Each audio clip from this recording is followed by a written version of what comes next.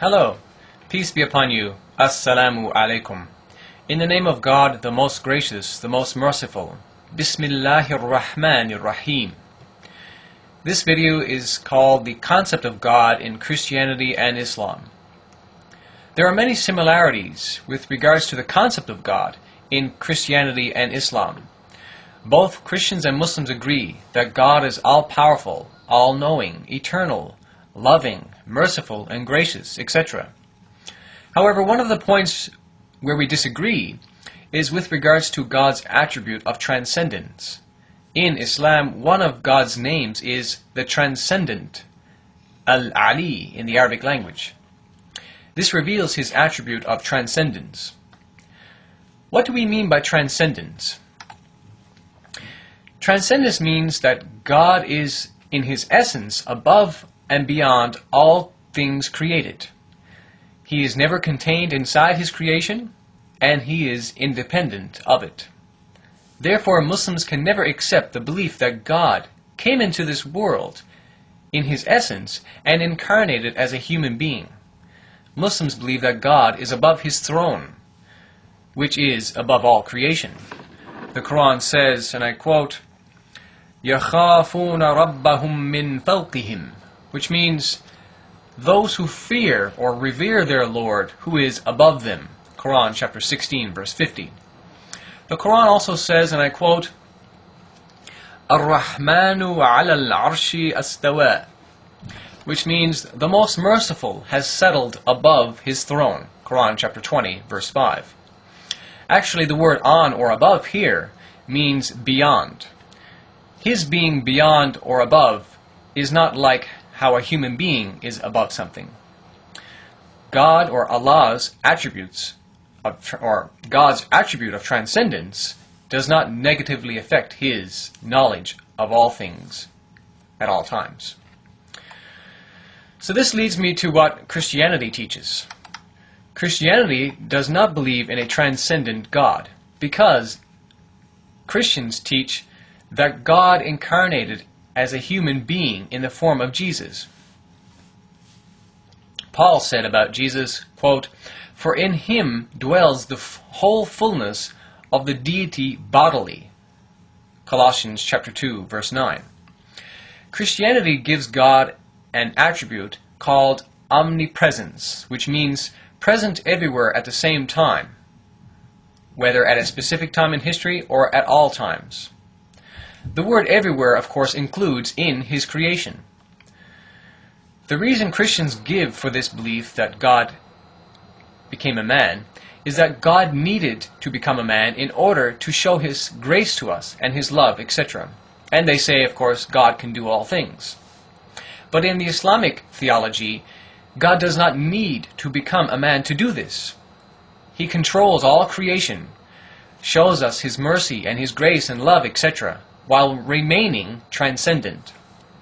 Muslims also believe that God can do anything. However, God does not do anything that does not befit his majesty. And becoming a man does not befit his majesty. To say God needed to do something is like saying God is limited. And limitations, of course, are attributes of creation, not of God. What Christianity has done is destroyed the faith in God's divine attribute of transcendence by giving him a location at one time in history. He was allegedly located in the body of Jesus on earth in Palestine 2,000 years ago. This, of course, from an Islamic perspective, is a blasphemy.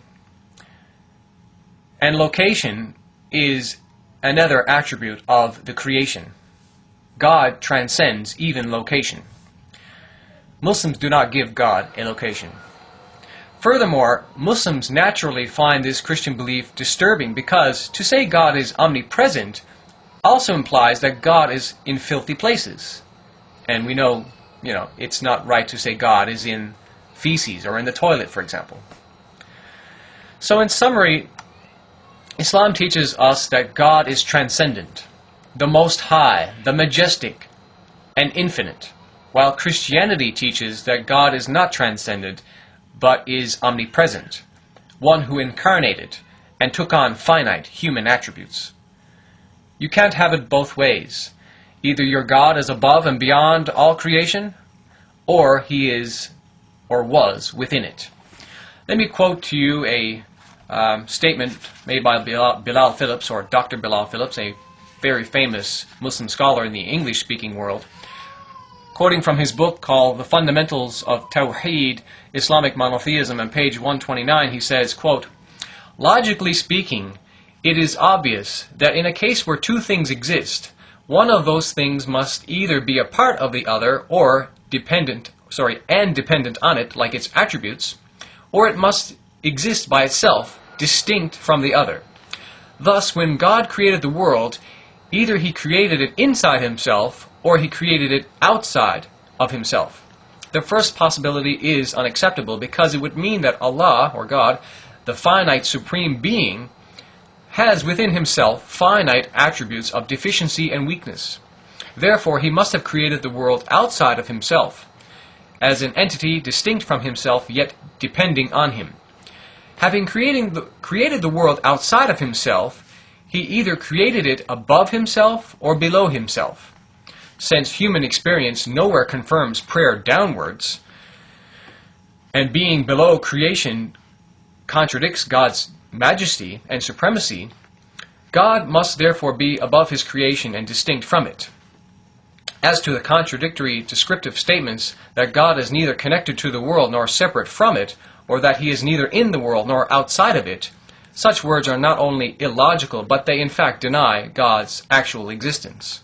Such claims relegate God to the surrealistic realm of human thought, where opposites can coexist and impossible things exist, such as the Trinity, three gods in one. So I ask you, what concept of God is more respectful, elevated, and majestic, Islam's or Christianity's?